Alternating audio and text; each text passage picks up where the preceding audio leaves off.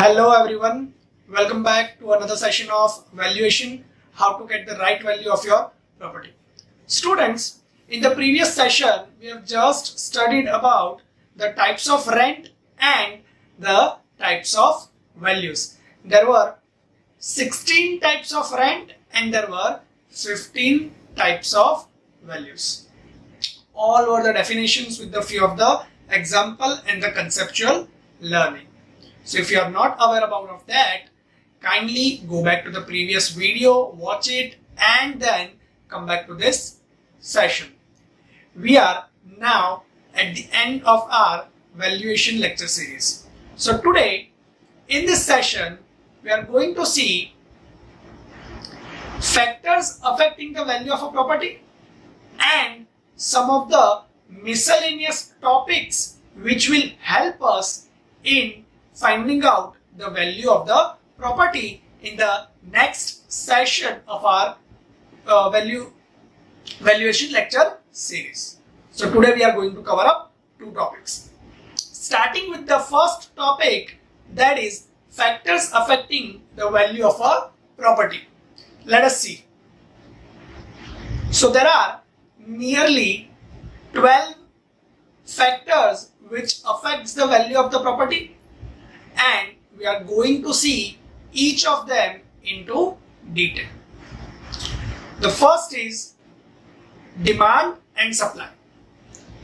As there are fewer the buyers and more the properties in the open market, the prices of the property will tends to go low and reverse the case. So if there are 2 buyers against of 20 properties, the price of the properties will be low due to the less buyers, and the reverse scenario is applicable for the same. So that is the demand and supply. Demand and supply highly affects the value of the property. If there are 10 flats and there are 100 buyers, now the value of the property will increase highly because there are number of buyers are more and the number of property is less. So that is demand and supply. The next is maintenance.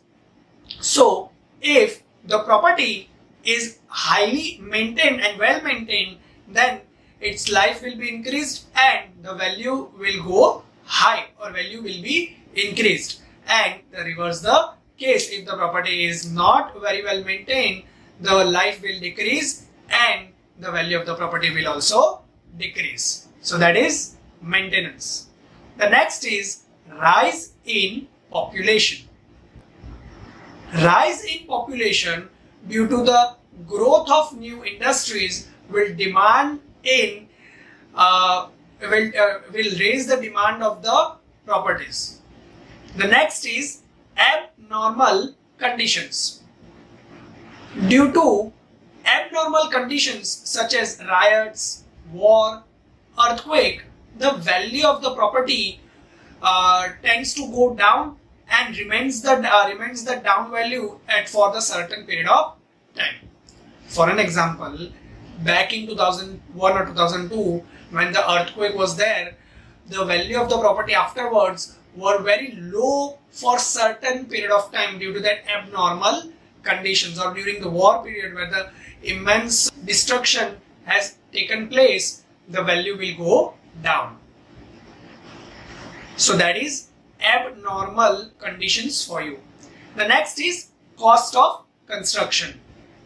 The present cost of construction rapidly affects the value of the property due to the changing price index comparison with the rate of depreciation. The next is purpose of purchase. The purpose for which the property is being purchased highly affects the value. If you are purchasing a home but for the investment, the value will be different, and if you are purchasing a home for the residential purpose, the value will be the different. So that is the purpose of purchase. So these were the initial 6 factors affecting the value of the property. Moving forward, the 7th is Town Planning Act. Sometimes when the government authorities decide to convert a residential zone into a commercial zone, we will see that there is an immense increase in the values of the property due to the Town Planning Act, or we can say TP scheme. Next is climatic condition. In the region where there is a good climatic conditions occurs, the people prefers to stay more and more there, so the value of such properties will be higher on the side from the other properties where the climatic conditions are not that good. For an example, the value of the property in some of the areas where there are constantly rains in 12 out of 8 months, the value will be different. But a property such as in Mumbai and Gujarat, where there is all the seasons appearing throughout the year, so the property rate will be different. So that is climatic condition. The next is life of a property. A new property will fetch a high value in compared to the old building or the old property. The next is improvement by public scheme. The taking up of any public scheme such as mode of transport, water line or sewer line will attract the people to have living at that place, and that will considerably affect the value or will gain the value of the property. That will also affect the value of the lands. The next is migration. The migration of the people from one place to another place can change the value of the property as well as change the value of the land. So that is migration. And the last factor which affects the value of the property is interest of scheduled bank. This is one of the critical factor which plays an important part for the value of the property, because many of us, when plan to purchase a property, we all get the property from the help of loan. Higher the loan rates, lower the customers, and lower the loan rates, higher the customers. So that affects the value of the property very largely. So that were the factors affecting value of the property. I hope we have learned it very well. Now moving forward with some of the miscellaneous topic, out of which the first and the foremost topic is annuity. Let us see what it is. Generally, annuity refers to the annual payments, and this annuity can be paid at the beginning of the year or at the end of each year for the specific period of time. There are 4 types of annuity: annuity certain, annuity due, deferred annuity, and perpetual annuity.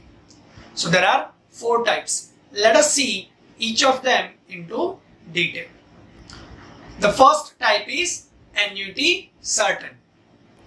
If annuity is payable at the end of each period for a certain number of years, that is known as annuity certain. So in the case of annuity certain, you are paying the value at the end of each year for a certain number of years. The next is annuity due. When the annuity is being paid at the beginning of each year and the payments are in definite numbers, that kind of annuity is known as annuity due. The next is deferred annuity. When the annuity commences from after the certain period of the capital investment, that kind of annuity is known as deferred annuity. Deferred annuity, that means the periodical payments which you are going to pay starts after certain period of your capital investment. For an example, if I'm taken a loan for 5 lakhs in 2020, my periodical payment starts from 2022. This kind of scenario generally happens in your educational loan. The last type of annuity is perpetual annuity.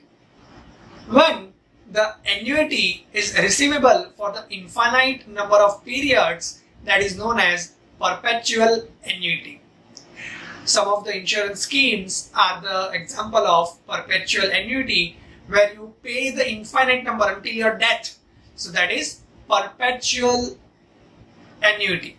So I hope we are clear about the annuity. Annuity is the annual or the periodical payment of your payment of your capital against your capital invested.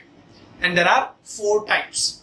So moving forward with our second miscellaneous topic, amortization. When the payment of a debt is to be made by the equal series of periodic payments, that is known as amortization. I am reading again, listen it carefully, that when the payment of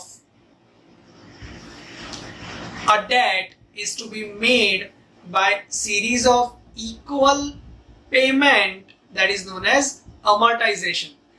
For an example, if you have taken a loan for 5 lakhs and now you want to repay that 5 lakhs with that 10 equal installments, so that value is amortization, that value of the every year to be paid. So that is amortization.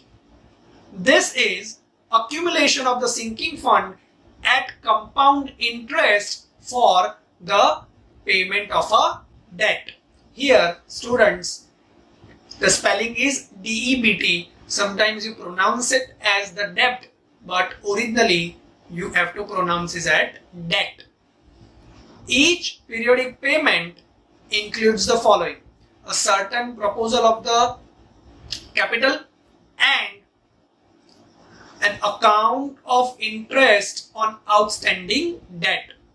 So, if the installment of the loan can be calculated as P into I plus SF, or you can have the formula IL equals to P into 1 plus I raised to n into I divided by 1 plus I raised to n minus 1, where the P is amount of loan, I is rate of interest, n is number of annual installment or the periodical installment, where and the SF, the formula of SF is I upon I plus 1 raised to n minus 1.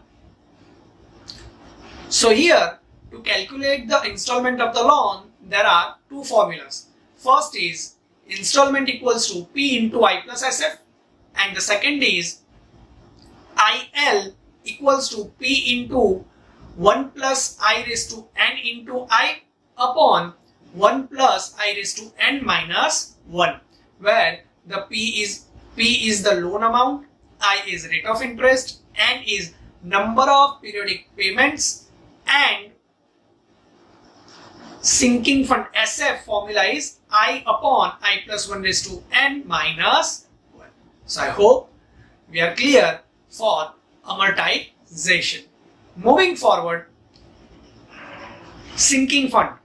So the sinking fund is an amount which has to be set aside at a fixed intervals of time out of the gross income, so that at the end of the useful life of the building or the property, the fund should accumulate the initial cost of the property. That is the basic fundamental of the sinking fund for the properties. So you are more familiar with the fundamental of sinking fund. I am not wasting much time. The formula, you know, that C minus S into I upon 1 plus I raised to n minus 1, where the C is the cost of new property, S is the scrap or salvage value of the property, I is rate of interest, and N is the life of the property. By this formula, you can calculate the annual sinking fund installment value, which we have already learned in the previous sessions. So I hope we are very much clear with sinking fund. Moving forward, the next is year's purchase. It is defined as the capital sum required to be invested in order to have the 1 rupee as annuity with certain rate of interest. So if a person wants X rupees as an annuity, the formula will become X into 1 upon I. If I want 1 rupee, so 1 into 1 upon I. So for an example, a person wants to have a net income of 50,000 per year at the rate of interest 6%. So what amount or what capital sum he should invest? So that will be X into 1 upon I. Here the X is 50,000 into 1 upon 6%, so 0.06. So that is how you will get the value. Now, when the sinking fund is not included in the year's purchase, you can have the another formula with the year's purchase equals to YP equals to 1 upon I plus SF. So where the SF, you know the formula, IS upon 1 plus IS raised to n minus 1. Here, in the formula of sinking fund, instead of IS is used because it can be happen that the rate of interest is different and rate of sinking fund should be different. So that is why the notation has slightly changed. In other words, students, I can say the year's purchase is acting as a multiplying factor. By that factor, if you multiply the net income of your property, will give you the capitalized value of your property. I am repeating it again, that year's purchase act as a multiplier. That multiplier, which we should multiply with the net income of the property, will give you the capitalized value of the property. So I hope we are clear about it. Moving forward, the next is capitalized value. The capitalized value of a property is the sum or amount, the interest on which at the highest prevailing rate would be equal to the net income of the property. That means it is the amount that on interest on which the highest prevailing rate would be equal to the net income of the property. So that is your capitalized value. And we have just discussed in the previous slide that capitalized value equals to net income into the year's purchase. So here is an example for the same, that if a property produces the income of 5,000 rupees per annum and the purchaser desires 8% of return on the capital, what should he pay or invest? So that will be nearly around 62,500 rupees. In simpler terms, to know the capitalized value of the property, it is required to know the net income of the property at the highest prevailing rate of interest. So, capitalized value is the actual net income of the property at the highest prevailing rate of the interest. So, I hope we are clear about the capitalized value. If you are not clear about it, don't worry. We are going to see few of the numericals based on this capitalized value. So things will be clear to you in the next session of our valuation. So moving towards our last miscellaneous topic, that is easement. Let us see. An easement may be defined as the privilege or the right without profit which the owner of one property has to enjoy in respect of that property in or over the property of the another person. The person who enjoys the easement over a property is called as dominant owner, and the owner over whose property the easements are enjoyed is known as the servant owner. Dominant owner and servant owner. So dominant owner is the person who is enjoying that easement right, and the actual property owner is known as servant owner. So I hope we are clear about it. The easement rights may be acquired due to continuous and uninterrupted enjoyment of a period of 20 years, or easement rights may be granted by a document. So easement is not a normal thing. That is the documented thing that should be approved by the servant owner to the dominant owner, or the dominant owner should get approval from the servant owner before the use. So this is it. That was all about in today's topic. I hope we have learned it very well. We have learned the factors affecting value of the property, and we have learned the different miscellaneous topics which we are going to use in the numericals of finding the value of the property. So I hope we have learned it very well. In case of any query or doubt, you can always contact me on my mail or my number. Thank you.